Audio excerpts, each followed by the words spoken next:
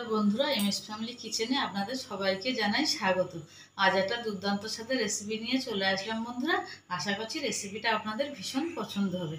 আজকে বানাবো মুগ ডালের পুর দিয়ে পরোটা। এই মুগ ডালের পুর দিয়ে পরোটাটা বন্ধুরা আমি কেমন করে বানাই, ভিডিওটা আপনারা প্রথম থেকে লাস্ট পর্যন্ত দেখবেন। ভালো লাগলে শেয়ার, কমেন্ট, লাইক অবশ্যই করবেন। তাহলে চলুন বন্ধুরা, আমি কেমন করে মুগ ডালের পরোটা আবার বানাই আপনাদেরকে দেখাই। মুগ ডাল দিয়ে পরোটা বানানোর জন্য আমি এখানে 100 গ্রাম মুগ ডাল নিয়েছি। 3 ঘন্টা আগে ভিজিয়ে দিয়েছি। ডালটা একদম সুন্দরভাবে ভিজে বড় হয়ে গেছে, আমি জল ছাঁকিয়ে রেখে দিয়েছি। এখানে বেশ কিছুটা পরিমাণে ময়দা নিয়েছি।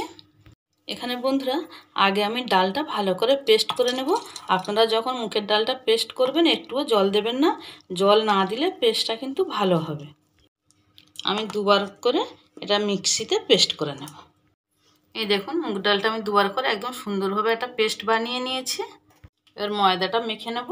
ময়দার মধ্যে আমি একটু অল্প পরিমাণে জোয়ান দেব। এই পরোটাটা মুগ পরোটার মধ্যে একটু জোয়ান দিলে খেতে ভীষণ টেস্টি হয়। এটা অপশনাল, আপনারা দিতেও পারেন নাও দিতে পারেন।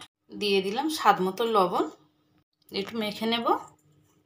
শুকনো উপকরণগুলো মাখিয়ে নিলাম। এবারে দিয়ে দেবো অল্প পরিমাণে তেল। সাদা তেল এখানে আমি ব্যবহার করছি। একটু ময়ামটা একটু বেশি দিলে পরোটাটা একটু মচমচে হবে, খেতেও সুন্দর লাগবে। ভালো করে মাখিয়ে নিয়েছি। এবার অল্প অল্প করে জল দিয়ে আমি ময়দাটা ভালো করে মেখে নেব।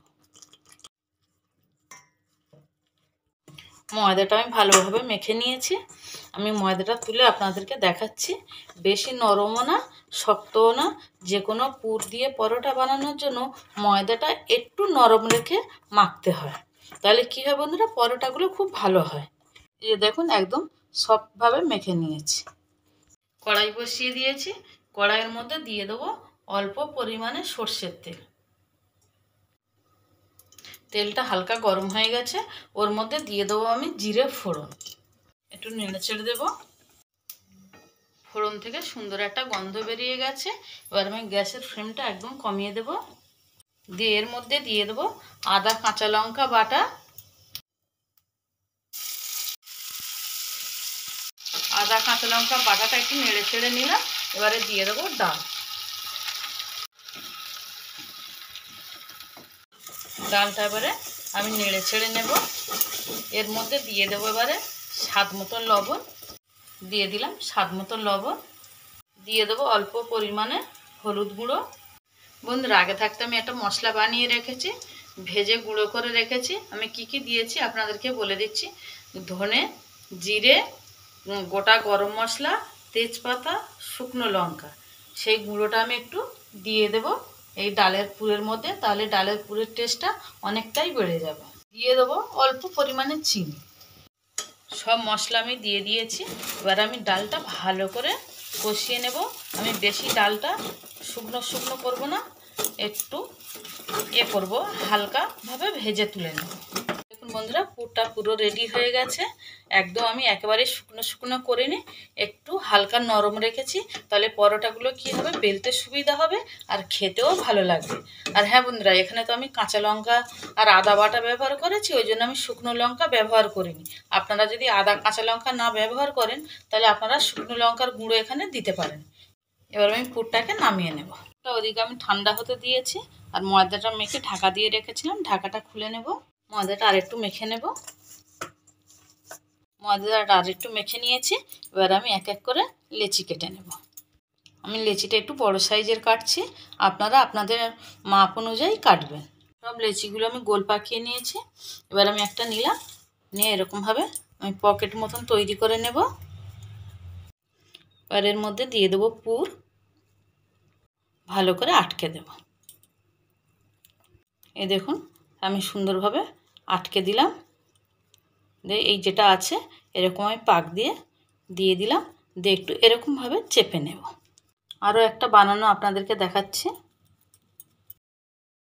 পুর বন্ধুরা একে আর বেশি দিলে তাহলে পরোটাটা ভালো বেলা যাবে না আর ভালোভাবে বানানোও যাবে না, ফেটে যাওয়ার সম্ভাবনা থাকতে পারে। ওই জন্য আমি পুরটা একটু কমিয়ে কমিয়ে দিচ্ছি। সবগুলো আমি বানিয়ে নেব। এই দেখুন সবগুলো আমি রেডি করে নিয়েছি। এবার একটা বেলবো, বেলাটা আপনাদেরকে দেখাচ্ছি। লাগিয়ে নিলাম। পরোটাটা একটু হালকাভাবে বেলতে হবে, বেশি চাপ দিয়ে বেললে পুরটা বেরিয়ে আসবে।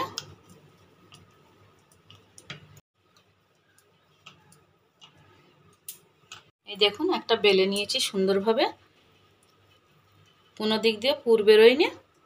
একটা তাওয়া বসিয়ে রেখেছি, তাওয়াটা গরম হয়ে গেছে। এবার আমি অল্প পরিমাণে দিয়ে দেবো তেল।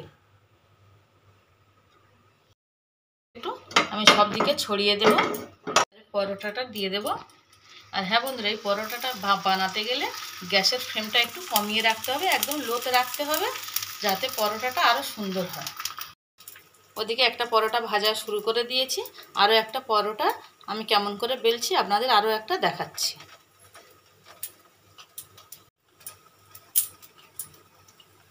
এরকম হালকাভাবে বেলতে হবে, বেশি চাপ দিয়ে বেলতে গেলে পুরো পুরটা বেরিয়ে যাবে।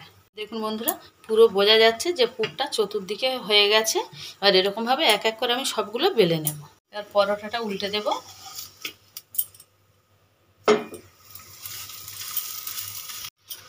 গ্যাসের ফ্লেমটা একটু বাড়িয়ে দেব,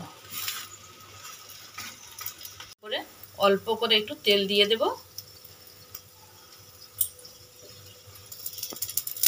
দেখুন বন্ধুরা, পরোটাটা কত সুন্দর ফুলে যাচ্ছে। দেখুন বন্ধুরা, পরোটাটা একদম সুন্দরভাবে ফুলে গেছে। এবার আমি উল্টে দেব। এই দেখুন কালারটা কত সুন্দর এসছে। দেখুন পরোটার কালারটা দুর্দান্ত একটা কালার চলে এসছে। আমি আরও একটা ভাজা আপনাদেরকে দেখাচ্ছি। দেখুন এই পিঠ ও পিঠ দুটো পিঠ আমি সুন্দরভাবে ভেজে নিয়েছি। এই যে আরও একটা পরোটা দিয়ে দিলাম।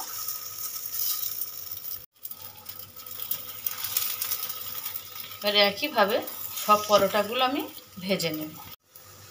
এই দেখুন বন্ধুরা, আরও একটা পরোটা আপনাদেরকে দেখাচ্ছি কীরকম ফুলছে। দেখুন এরকমভাবে ময়দা মেখে আর এরকম ডালের পুর দিয়ে পরোটা বানাবেন, দেখবেন একদম লুচির মতন ফুলকো ফুলকো হয়ে ফুলবে।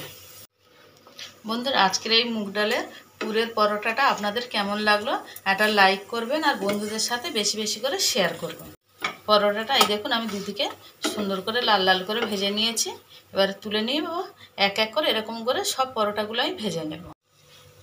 বন্ধুরা, এই মুগ ডালের পুর দিয়ে পরোটা রেসিপিটা আপনাদের কেমন লাগলো আমাকে কমেন্ট করে জানাবেন।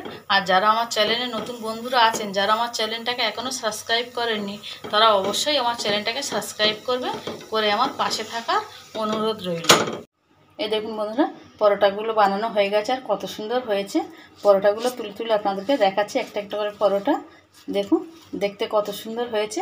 আর একটা পরোটা কেটে আপনাদেরকে দেখাবো যে কত সুন্দর ফুলেছে। এই দেখুন বন্ধুরা, একদম পুরে ঠাসা। আর এই দেখুন কত সুন্দরভাবে ফুলে গেছে, এখনও ভাব উঠছে। বন্ধুরা, ভিডিওটা প্রথম থেকে লাস্ট পর্যন্ত দেখার জন্য আপনাদের অসংখ্য ধন্যবাদ।